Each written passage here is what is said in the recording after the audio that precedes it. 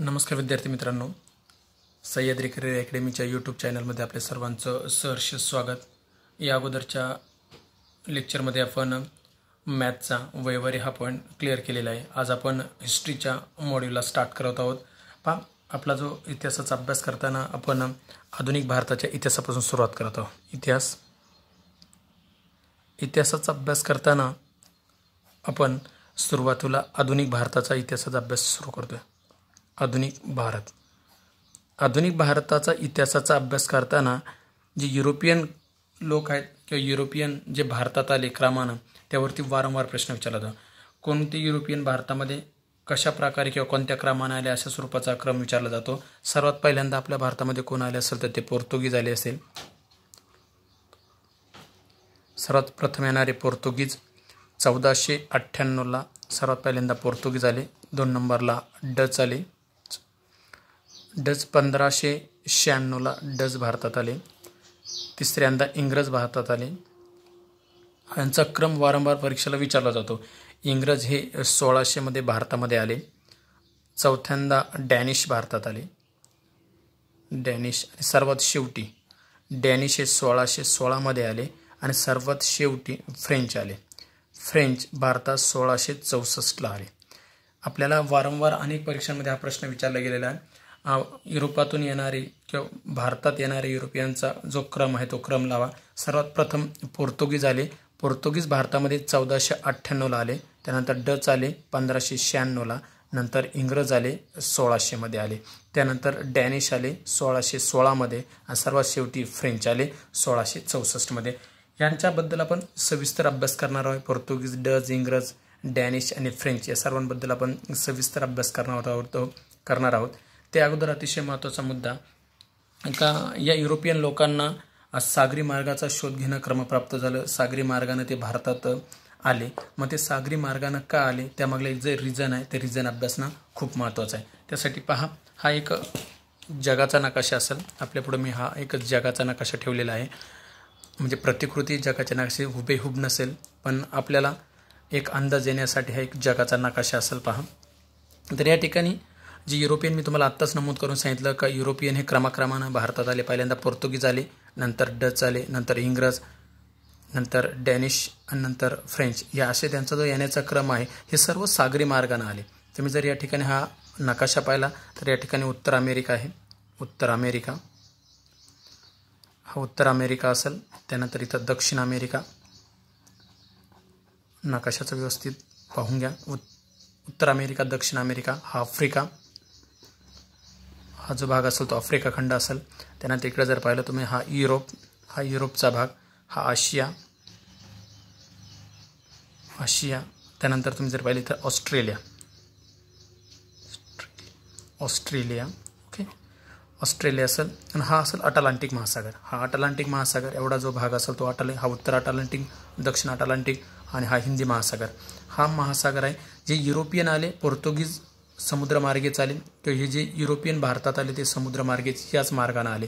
पण या अगोदर युरोपचा आणि भारताचा जो व्यापार होता तो व्यापार चालूच होता आणि तो व्यापार हा भूमिगत मार्गाने सुरू होता। जो भूमिगत जो मार्ग होता तो मार्ग या माध्यमातून तो भूमिगत मार्ग होता का ज्या मार्गातून युरोपमधून भारतामध्ये प्रवेश केला जात होता। म्हणजे पहा, हा जो मार्ग होता युरोपमधील एक महत्त्वाचा देश असेल या ठिकाणी इटली आहे।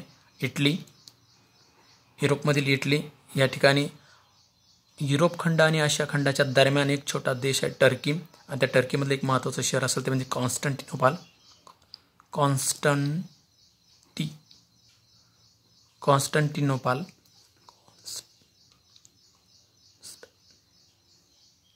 कॉन्स्टंटिनोपाल आणि या ठिकाणी असेल इराणचे आखात।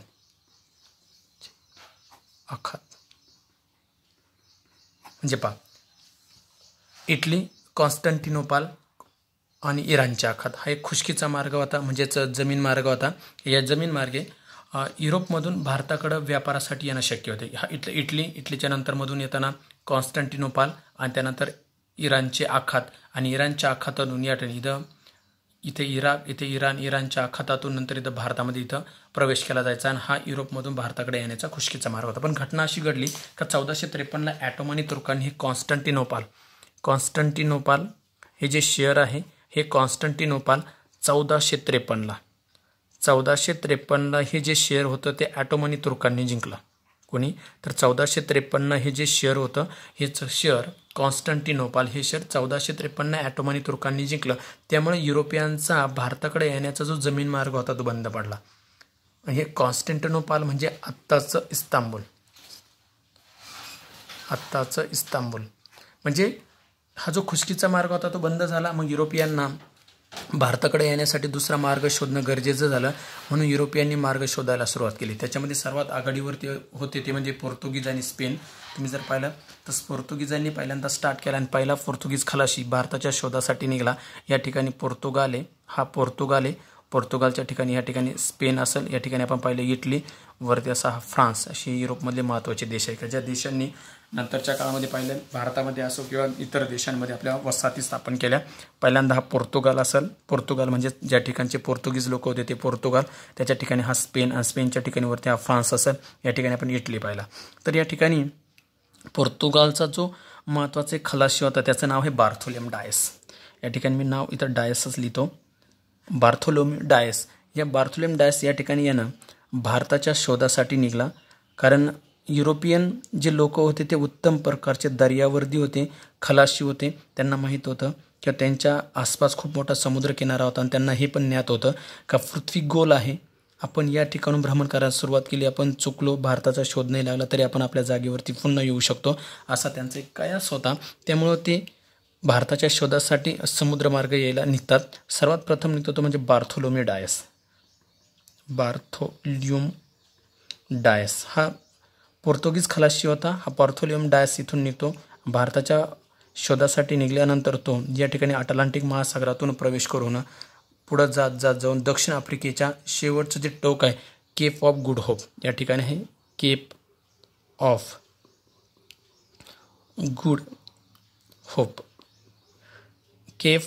गुड होप इथपर्यंत येऊन तो प्रवास करतो. बार्थोलेम डायस पोर्तुगीज खलासी केप ऑफ गुड होपपर्यंत येतो आणि या ठिकाणून तो पुन्हा परतीचा प्रवास धरतो. यापुढे तो काही प्रवास करत नाही. केप ऑफ गुड होप म्हणजेच यालाच आशेचं भूशिर असं देखील म्हटलं जातं. त्यानंतर भारताच्या शोधासाठी अनेक जण होते का ज्यांना भारताचा शोध घ्यायचा होता. त्यामध्ये पोर्तुगीज खलाशी होते, त्यानंतर स्पेनचे खलाशी होते. या बार्थोलेम डायस नंतर या ठिकाणी स्पेनचा एक खलाशी निघतो, परंतु स्पेनच्या खलाशीला पोर्तुगीज लोक कोणत्या स्वरूपाची मदत करत नाही. तो स्पेनचा खलाशी निघतो आणि तो निघाल्यानंतर इथून त्याचं असं मत होतं की आपण पश्चिमेकडून जर गेलो तर आपल्याला भारताचा शोध लागेल. म्हणून तो या ठिकाणून निघतो आणि पश्चिम अटलांटिक महासागरामधून जात असताना तो पश्चिमेकडे असा जातो आणि जाताना तो या ठिकाणी येतो. या ठिकाणी आल्यानंतर त्याला जे आदिवासी लोक दिसतात त्याला ते रेड दिसतात, म्हणून त्यांना तो रेड इंडियन म्हणतो. रेड इंडियन इथं जर पाहिलं तुम्ही तर इथं वेस्ट इंडिज बेट आहेत या ठिकाणी आणि या ठिकाणी अमेरिका आहे. या ठिकाणी अमेरिका आहे. जे लोक आदिवासी दिसतात कोलंबसला दुसरा येणार कोण असतो तर कोलंबस यांना रेड इंडियन म्हणतो. रेड इंडियन नंतर पुन्हा वापस येतो आणि तो म्हणतो मी अमेरिकेचा शोध लावला. परंतु त्याच्यानंतर पुन्हा एक इटलीचा खलाशी निघतो, त्याचं नाव आहे अमेरिको. तो सुद्धा असा प्रवास करत तिथं येतो आणि तो 1497ला येतो. कोलंबस हा 1492ला आलेला असतो. कोलंबस 1492 येऊन म्हणतो हा भारत आहे. रेड इंडियन असं तिथल्या लोकांना तो सुचवतो आणि तो वापस जातो. त्याच्यानंतर इटलीचा एक खलाशी येतो, त्याचं नाव आहे अमेरिगो पाठीमागून येतो. अमेरिका म्हणतो हा भारत नसून हा दुसराच प्रांत आहे. हा कधी येतो 1497ला. म्हणून याच्या नावावरून अमेरिकेला अमेरिका नाव पडतं. कोलंबस म्हणतो हा भारत आहे, परंतु कोलंबसच्या मागून अमेरिगो येतो. तो सांगतो हा भारत नसून हा दुसराच प्रांत आहे, म्हणून अमेरिगोच्या नावावरून त्याला अमेरिका नाव देण्यात येतं. इथपर्यंत अद्यापपर्यंत भारताचा शोध लागलेला नसो. त्यानंतर पुन्हा एक पोर्तुगीज खलासी निघतो. पोर्तुगाल देशावरून तोच भ्रमण करत तो दक्षिण आफ्रिकेच्या दक्षिण टोकापर्यंत केप ऑफ गुड होपपर्यंत होतो. त्या खलाशाचं नाव आहे वास्को द गामा. पुढील अतिशय महत्त्वाचा वास्को द गामा पहिल्यांदा निघतोय तो म्हणजे बार्थोलेम डायस हा 1487ला निघलेला असतो आणि तो केप ऑफ गुड होपपर्यंत आलेला असतो. त्याच्यानंतर येतो तो कोलंबस 1492ला तो अमेरिकेत जातो, परंतु त्याला वाटतं तो भारतच आहे. मग त्याच्यानंतर पुन्हा इटलीचा खलासी अमेरिको पाठीमागून येतो. 1497ला तो म्हणतो हा अमेरिका नसून हा भारत नसून दुसराच प्रांत आहे, म्हणून त्याच्या नावावरून अमेरिका नाव दिलं जातं. मग यांच्यानंतर चौथा खलासी जो पोर्तुगीज खलासी भारताच्या शोधासाठी निघतो त्याचं नाव आहे वास्को द गामा. हा वास्को द गामा अटलांटिक महासागर पार करतो आणि तो केप ऑफ गुड होपपर्यंत येतो आणि या केप ऑफ गुड होपला वळसा मारून तो हिंदी महासागरामध्ये प्रवेश करतो आणि तिथून भारताच्या पश्चिम किनारपट्टीवरती येतो, जी मलबार किनारपट्टी आहे. या ठिकाणी तो केप ऑफ गुड होपला वळसा घेतो आणि तिथून पुढे तो दक्षिण हिंदी महासागरातून भारताच्या पश्चिम किनारपट्टीवर जी मलबार किनारपट्टी आहे तिथं येतो आणि ज्या ठिकाणी उतरतो त्या ठिकाणाचं नाव आहे कालिकत. कालिकत या ठिकाणी उतरतो. वास्को द गामा हा कालिकत या ठिकाणी उतरतो आणि त्या दिवसाची किंवा तो दिवस होता 23 मे 1498ला. 23 मे 1498ला वास्को द गामा हा भारतात येतो आणि त्याच्या स्वागताला येतात राजा झामोरीन. हे एक हिंदू राजा असतात, राजा झामोरीन हे राजाचं नाव नसून त्या ठिकाणी दिली जाणारी पदवी होती राजाला आणि झामोरीन याचा अर्थ होतो समुद्राचे राजे. म्हणजे अशा प्रकारे भारताच्या प्रवासात निघणारी किंवा भारताच्या शोधात निघणारी युरोपियन 4 खलासी असतील. पहिला खलासी होता बार्थोलोमेव डायस का जो पोर्तुगीज होता. 1487ला तो निघाला, परंतु तो केप ऑफ गुड होपपर्यंत आला. त्यानंतर दुसरा खलासी निघतो, त्याचं नाव आहे कोलंबस हा स्पेनवरून निघतो आणि तो पश्चिमेकडून सरकत जातो आणि तो भारत म्हणून अमेरिकेमध्ये जातो.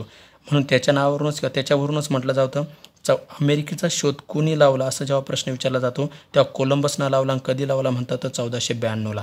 परंतु त्याच्यानंतर पुन्हा इटलीचा एक खलासी अमेरिगो येतो पाठीमागून. अमेरिगो 1497ला येतो आणि अमेरिका म्हणतो हा भारत नसून दुसराच प्रांत आहे, देश आहे, म्हणून त्याच्या नावावरून अमेरिका नाव. पुन्हा भारताच्या शोधासाठी एक पोर्तुगीज खलासी निघतो आणि त्या पोर्तुगीज खलाशाचं नाव आहे वास्को द गामा निघतो आणि वास्को द गामा अटलांटिक महासागराला पार करून त्यानंतर दक्षिण आफ्रिकेचं जे दक्षिण टोक असतं केप ऑफ गुड होपला वळसा घालतो आणि भारताच्या मलबार किनारपट्टीमध्ये जे कालिकत बंदर आहे या कालिकत बंदरावरती उतरतो. ती डेट आहे 23 मे 1498ला आणि त्याच्या स्वागतासाठी येतात राजा झामोरीन. इथपर्यंत आपण का जे युरोपियन भारताच्या शोधासाठी आले होते त्यांचा पण क्रम पाहिला किंवा ते कशा प्रकारे भारतामध्ये आले. त्यानंतर जे युरोपियन कंपन्या स्थापन झाल्या पोर्तुगीज, इंग्रज, डच, डॅनिश, फ्रेंच या कंपन्यांनी भारतामध्ये आपलं अस्तित्व कसं निर्माण केलं त्याचा अभ्यास आपण पुढे करू. आत्ता आपणच पाहिलं की पोर्तुगीज जे होते पोर्तुगीजनी भारताचा येण्याचा जो क्रम होता तो क्रम पाहून घेतला किंवा भारतात ते कशा प्रकारे आले. वास्को द गामा भारतात आला. मग या पोर्तुगीजांनी भारतामध्ये आपल्या वखारी कशा स्थापन केल्या त्याच्याबद्दलच आपण डिस्कस करू. ओके.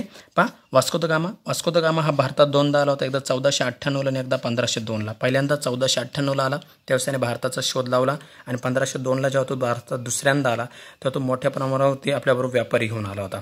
आणि जे पोर्तुगीजांचं जे आर्मर होतं त्या काळातलं जगातलं सगळ्यात मजबूत आर्मर होतं. ही गोष्ट अतिशय महत्त्वाची. पुढे मुद्दा आहे का वास्को द गामाला एक वाटाड्या किंवा चालक म्हणून कोण होता, त्याच्या जहाजाला एक वाटाड्या होता, त्याचा तो एक गुजराती चालक होता, वाटाड्या होता, त्याचं नाव आहे अब्दुल मुनीद नावाचा वाटाडी होता का जो वास्को द गामाला भारताच्या मलबार किनारपट्टीवरती घेऊन आला. आणि यापूर्वीच पाहिलं होतं आपण राजा झामोरीननं त्यांचं स्वागत केलं. त्यानंतर पोर्तुगीजांनी आपल्या भारतात ज्या वखारी स्थापन केल्या त्या महत्त्वाच्या 4 वखारी येतात. पहिली असेल ती म्हणजे कालिकत, दुसरी असेल गोवा, दीव दमण आणि हुगळी. कालिकत तीच त्यांची कोचीन ही त्यांची पहिली राजधानी झाली. 1503ला त्यांनी आपली कोचीन ही पहिली राजधानी केली. कालिकत याच ठिकाणी वखार स्थापन केली आणि कोचीन ही आपली राजधानी केली 1503ला. नंतर त्यांनी गोवा ही आपली राजधानी केली, पण गोवा राजधानी त्यांनी 1530मध्ये केली असेल. कोचीन ही त्यांची पहिली राजधानी आणि दुसरी राजधानी किंवा नंतरची राजधानी जी असेल तर ती होती गोवा ही पोर्तुगीजांची राजधानी कधी झाली तर 1530ला. आणि त्यावेळेस गव्हर्नर कोण होता त्यांचा तर डी कुन्हा याच्या काळामध्ये पोर्तुगीजांची हा गव्हर्नर किंवा व्हाईसरॉय त्यांचा हा तिसरा गव्हर्नर होता डी कुन्हा. याच्या काळामध्ये 1530ला गोवा ही पोर्तुगीजांची राजधानी झाली. जर तुम्ही विचार केला किंवा पोर्तुगीजांनी भारतात आपल्या वखारी कुठं स्थापन केला, एक कालिकत, त्यानंतर गोवा, त्यानंतर दीव दमण आणि हुगळी पश्चिम बंगालमध्ये त्यांची महत्त्वाची एक वसाहत असेल, त्या ठिकाणची त्यांची वखार असेल. त्यानंतर त्यांनी भारतामध्ये आपले गव्हर्नर पाठवले. साम्राज्य विस्ताराच्या दृष्टिकोनातून त्यांनी आपले जे गव्हर्नर पाठवले ते गव्हर्नरांचा पण महत्त्वाचा अभ्यास करून महत्त्वाचे जे गव्हर्नर्सनी पाहिला. पोर्तुगीजांचा भारतातला पहिला गव्हर्नर कोण असा प्रश्न विचारला जातो. तर पोर्तुगीजांचा भारतातला पहिला गव्हर्नर होता तो म्हणजे Francisco de Almeida. Francisco de Almeida हा पोर्तुगीजांचा भारतातला पहिला गव्हर्नर होता. 1505 ते 1509 या काळात त्यानं भारतामध्ये गव्हर्नर पदावरती काम केलं. त्याच्यानंतर दुसरा महत्त्वाचा त्यांचा गव्हर्नर आला तो म्हणजे अल्बुकर्क. हा अतिशय महत्त्वाचा माणूस. 1509 ते 1515 या काळात त्यानं पोर्तुगीज साम्राज्याचं भारतातील गव्हर्नरपद सांभाळलं. यालाच पोर्तुगीज साम्राज्याचा भारतातील वास्तविक निर्माता म्हणतात. यालाच पोर्तुगीज साम्राज्य म्हणजे कोणाला तर अल्बुकर्क जो आहे अल्बुकर्कला वास्तविक निर्माता पोर्तुगीज साम्राज्याचा असं म्हटलं जातं. त्याला कारण काय असेल तर 1510 अल्बुकर्कनं जो विजयनगरचा राजा होता कृष्णदेवराय जो राजा होता विजयनगरचा, याच्या मदतीनं विजापूरचा जो आदिलशाह होता या आदिलशाहकडून गोवा प्रांत जिंकून घेतला. हा जो गोवा प्रांत होता अतिशय महत्त्वाचा पॉईंट हा का त्याला का म्हटलं गेलं तर 1510 त्यानं विजयनगरचा साम्राज्याचा जो कृष्णदेवराय राजा होता याच्या मदतीने विजापूरचा जो राजा होता आदिलशाह या आदिलशाहकडून हा गोवा प्रांत जिंकून घेतला. आणि त्यानंतर त्यानं अतिशय महत्त्वाचं म्हणजे का त्यानं भारतीयांना आपल्या सैन्यांमध्ये दाखल करून घेतलं. जे भारतीय लोक होते या भारतीय लोकांना आपल्या सैन्यामध्ये दाखल करून घेतलं. त्यानंतर भारतीय लोकांबरोबर आपले विवाह संबंध प्रस्थापित केले आणि त्याने एक कार्टज जी पद्धत होती एक कार्टज व्यवस्थासुद्धा लागू केली. ही व्यवस्था अशा स्वरूपाची व्यवस्था होती का युरोपियांना भारतामध्ये जर व्यापार करण्यासाठी यायचं असेल तर त्यांना पोर्तुगीजांची परवानगी घ्यावा लागत असे. यालाच कार्टज पद्धत म्हणतात. ही कार्टज पद्धतसुद्धा कोणी सुरू केली होती ती अल्बुकर्कनं. या अल्बुकर्कलाच काय म्हणतात तर पोर्तुगीज साम्राज्यातला भारताचा निर्माता असं म्हटलं जातं. या पोर्तुगीजांनी भारतासाठी कोणती देणगी दिली अशा स्वरूपाचे प्रश्न विचारले जातात. का या पोर्तुगीजांनी भारतीयांना कोणती देणगी दिली असेल तर लक्षात ठेवा तर त्यांनी भारतामध्ये छापखाना सुरू केला 1556. प्रिंटिंग प्रेस म्हटलं जातं त्याला. पण प्रिंटिंग प्रेस सुरू केले 1556. त्यांनी गोवा या ठिकाणी. त्यानंतर जहाज निर्मितीची केंद्र स्थापन केले गुजरात आणि कालिकत या ठिकाणी. जहाज निर्मितीची केंद्र गुजरात कालिकत. त्यानंतर त्यांनी तंबाखूची भारतीयांना ओळख करून दिली. तंबाखूची मोठ्या प्रमाणात शेती केली जाऊ लागली. बटाटा त्यानंतर लाल मिरची या स्वरूपाचे पिकं भारतीयांना ओळख करून द्यायचं काम पोर्तुगीजांनी केलं. त्यानंतर जी गौतिक शैली आहे स्थापत्यकलेतील एक महत्त्वाची गौतिक शैली जी असेल ही गौतिक शैलीसुद्धा भारतीयांना कोणी दिली असेल तर पोर्तुगीजांनी. नंतरच्या काळामध्ये पोर्तुगीजांचं पतन झालं. भारतामध्ये सर्वात जास्त काळ कुणी जर साम्राज्य केलं असेल ते पोर्तुगीजांनी केलं असेल आणि पोर्तुगीजांच्या साम्राज्याचं पतन झालं. ती तारीख असेल ती म्हणजे 19 डिसेंबर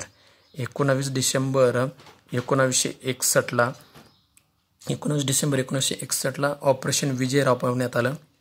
भारतीय आर्मीकडून ऑपरेशन विजय राबवण्यात आलं आणि या विजय ऑपरेशनच्या माध्यमातून ब्रिटिशांनी भारतामधून आपलं अस्तित्व संपवलं. म्हणजे जवळजवळ भारतावरती 450 वर्ष राज्य पोर्तुगीजांनी केलं होतं. सर्वात पहिल्यांदा आलेले आणि सर्वात शेवटी गेलेले कोण असतील तर पोर्तुगीज असतील. भारतात आले 1498 आणि भारतातून गेले 1961. 1498 आले आणि 1961 ते भारतातून गेले. अशा प्रकारे पहिले पोर्तुगीज आवरलं. त्यानंतर आपण पाहू जे डच होते. डचांबाबत महत्त्वाचा मुद्दा येतोय. डच कुठले होते तर होलंडचे. डचांच्या बाबतीत जर विचार केला तर 1596 पहिला डच आला. त्याचं नाव होतं कोरोलिनिस इस्ममान हा पहिला डच होता का जो भारतात आला होता. याच्यानंतर डचांनी आपली जी कंपनी स्थापन केली तिचं नाव होतं Dutch east India company. 1602 Dutch east India कंपनीची स्थापना करण्यात आली. पण यांचा एक महत्त्वाचा रोल होता. डचांनी भारताच्या राजकारणामध्ये कोणत्या स्वरूपाचा हस्तक्षेप केला नाही. जे राजकारण होतं भारताच्या राजकारणामध्ये त्यांनी बिलकुल कशाही स्वरूपाचा हस्तक्षेप केला नाही. डचांची जी पहिली वखार होती डचांनी आपली पहिली वखार जी होती मछलीपट्टणम या ठिकाणी सुरू केली 1605. डचांची जर पहिली वखार विचारलं तर डचांची पहिली वखार ही मछलीपट्टणम या ठिकाणी स्थायिक झाली होती किंवा सुरू केली होती त्यांनी 1605. त्यांचं जे मुख्यालय होतं ते मुख्यालय पुलिकत या ठिकाणी होतं. पहिल्यांदा त्यांचं मुख्यालय पुलिकतला होतं. नंतर त्यांनी नागापट्टणम या ठिकाणी हलवलं. म्हणजे डचांबाबत ही गोष्ट खूप महत्त्वाची असणार आहे का त्यांची पहिली वखार कोणती. भारताच्या राजकारणात डचांनी कोणत्या स्वरूपाचा हस्तक्षेप केला नाही. त्यांनी आपली पहिली वाखार मच्छलीपट्टणम या ठिकाणी सुरू केली 1605ला. त्यांचं जे मुख्यालय होतं डचांचं ते पुलिकत या ठिकाणी त्यांनी सुरू केलं. नंतर त्याने ते नागापट्टणम या ठिकाणी नेलं. त्यानंतर त्यांच्याबाबत एक त्यांची जी पुलिकत या ठिकाणी जी महत्त्वाचं ठिकाण होतं, जी वाखार होती, त्या ठिकाणी त्याने पेगोडा सोन्याचे जे नाणं होतं ते नाणं पाडायला तिथं सुरुवात केली होती. म्हणजे टाकसाळ जे म्हणतात ते पुलिकत या ठिकाणी त्यांनी पेगोडा नावानं सुरू केलं होतं. खूप महत्त्वाचा मुद्दा आहे. त्यानंतर भारताच्या राजकारणात त्यांच्या कोणत्या स्वरूपाचा हस्तक्षेप नव्हता, परंतु 1759मध्ये बेद्रा या ठिकाणी युद्ध झालं इंग्रजांबरोबर.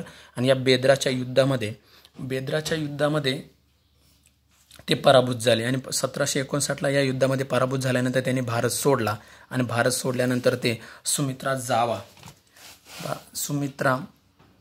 त्यानंतर जावा इंडोनेशिया या ठिकाणी निघून गेले. म्हणजे अशा प्रकारे जे डच होते, डचचा या ठिकाणी सुमित्रा, जावा आणि इंडोनेशिया या भागाकडे त्यांनी आपलं पलायन केलं. त्यांनी भारत हा सोडून दिला. त्याच्यानंतर येतात तो म्हणजे इंग्रज. पुढला मुद्दा पाहतोय आपण तो म्हणजे इंग्रज.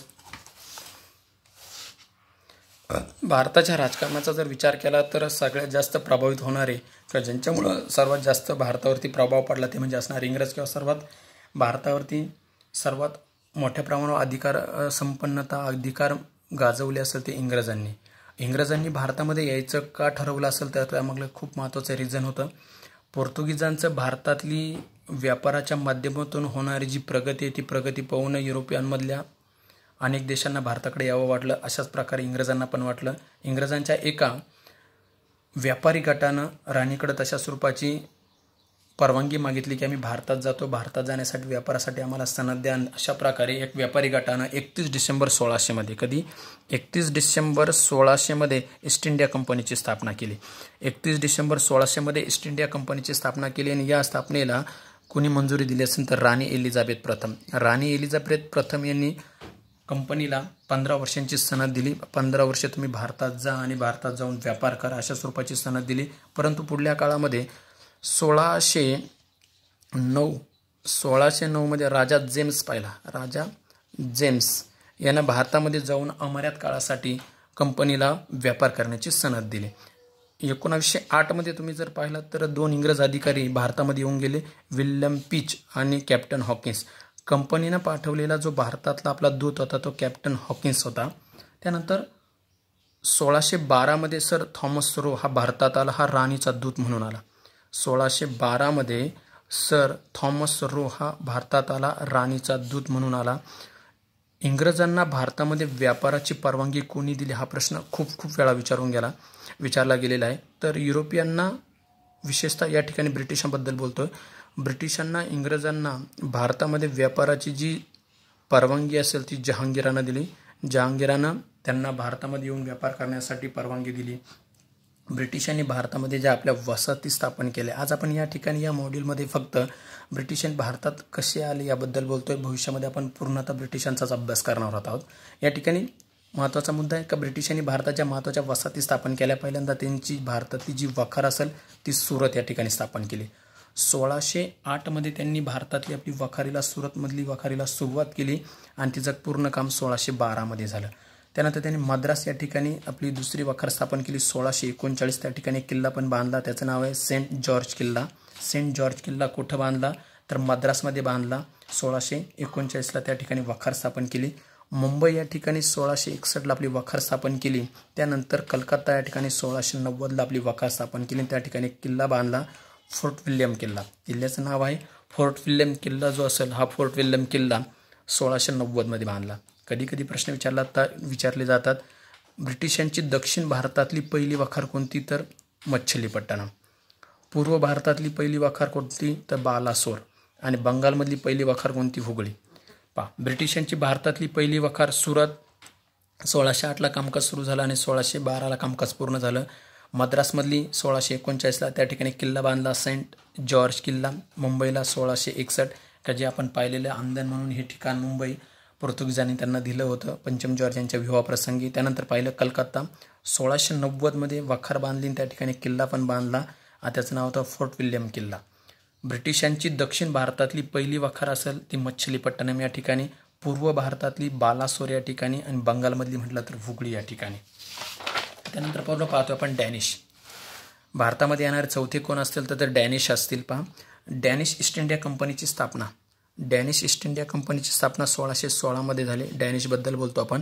डॅनिश यांनी भारतामध्ये 3 वखारे स्थापन केल्या. खूप महत्त्वाचे वखारे असेल. त्रावणकोरमध्ये 1620, त्यानंतर श्रीरंगपट्टणम या ठिकाणी, त्याच्यानंतर श्रीरामपूर म्हणजे बंगाल प्रांतामधलं, या ठिकाणी त्यांनी आपल्या वखारी स्थापन केल्या. डॅनिश यांचं वैशिष्ट्य होतं की त्यांनी भारताच्या राजकारणामध्ये कोणत्या स्वरूपाचा हस्तक्षेप केला नाही. सर विल्यम केरे आणि चार्ल्स ग्रेड या दोघांनी मिळून श्रीरामपूर या ठिकाणी मिशनरीची स्थापना केली होती. म्हणजे त्यांचं एक उद्दिष्ट होतं की भारतामध्ये नैतिकतेचं शिक्षण द्यायचं, आणि नैतिकतेच्या शिक्षणासाठी त्यांनी श्रीरामपूर या ठिकाणी महत्त्वाचं म्हणजे त्या ठिकाणी मिशनरी सुरू केलेल्या होत्या. त्यानंतर त्यांनी आपल्या ज्या वखारी होता 1648ला ब्रिटिशांना विकून टाकल्या. भारताच्या राजकारणात कोणत्या स्वरूपात हस्तक्षेप न करता त्यांनी 1648 1616 आले. त्रावणकोर, श्रीरंगपट्टणम, श्रीरामपूर या ठिकाणी आपल्या वखारी स्थापन केल्या. त्यांनी आपल्या श्रीरामपूर या ठिकाणी मिशनरी स्थापन केल्या नैतिकतेचं शिक्षण देण्याच्या दृष्टिकोनातून. नंतर त्यांनी आपल्या सर्व वखारी ज्या होत्या त्या ब्रिटिशांना विकल्या आणि 1648ला त्यांनी परतीचा प्रवास धरला. भारतात सर्वात शेवटी येतात ते फ्रेंच. भारताच्या राजकारणामध्ये सगळ्यात महत्त्वाची भूमिका पहिल्यांदा यांनी निभावली असेल. तिथं आल्यानंतर 1664ला फ्रेंच ईस्ट इंडिया कंपनीची स्थापना झाली. फ्रेंच ईस्ट इंडिया कंपनीची स्थापना कधी झाली असेल ती 1664ला झाली असेल. फ्रेंचांच्या पहिला गव्हर्नर, म्हणजे त्यांचं विस्तारवादी धोरण होतं.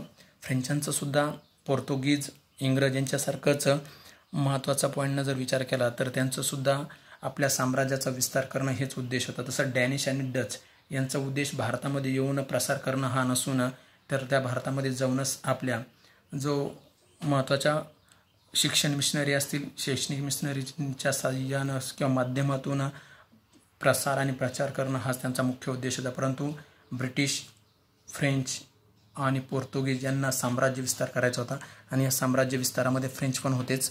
1664ला त्यांनी फ्रेंच ईस्ट इंडिया कंपनीची स्थापना केली. आणि फ्रेंचांचा पहिला गव्हर्नर कोण असं जेव्हा विचारलं जातं तर फ्रान्सिस्को कॅरॉन हा फ्रेंचांचा पहिला गव्हर्नर होता.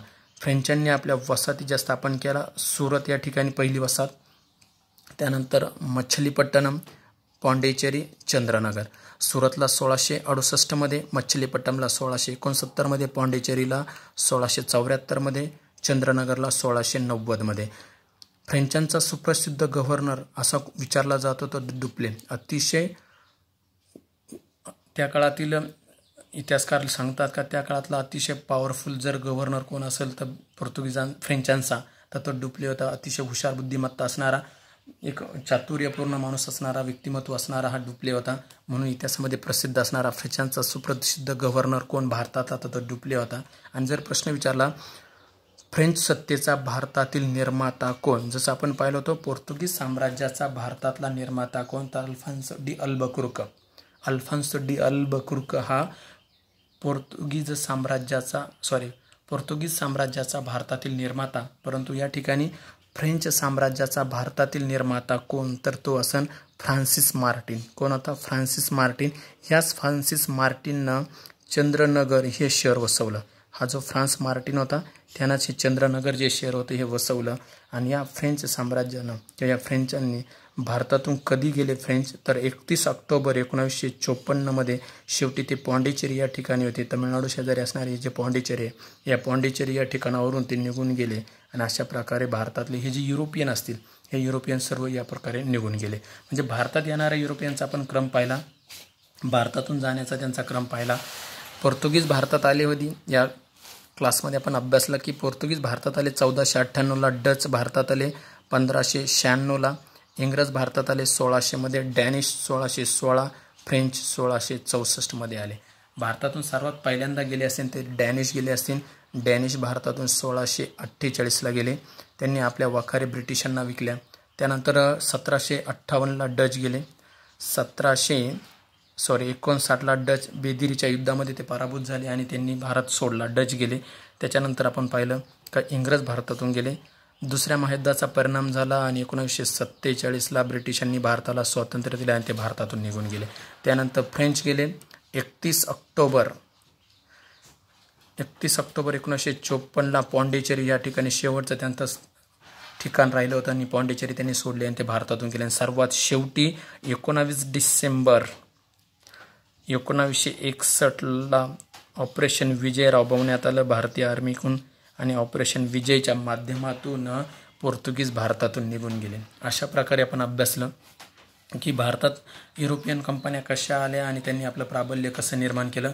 यानंतर आपण पुढील लेक्चरमध्ये ब्रिटिशांनी भारतामध्ये आपलं बलस्थान कसं निर्माण केलं याचा अभ्यास करणार आहोत. सर्व विद्यार्थ्यांना थँक्यू.